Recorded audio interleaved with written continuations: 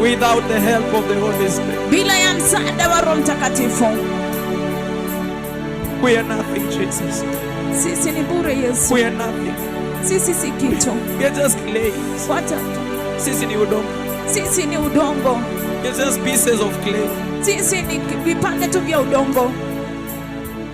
We need you to mold us. Tunakuhitaji utufinyange. Mold our hearts. Finyanga mioyo yetu. That even as we serve, ili kwamba hata tunapotumika, at the end of the day, mwisho wa siku, you will reward us. utatuzawadia. That even as I serve you, Jesus, ili kwamba hata napokutumikia Yesu, at the end of the day, mwisho wa siku, I may enter the kingdom of God. niweze kuingia katika ufalme wa Mungu. I don't want to remain here. Sitaki kubaki hapa.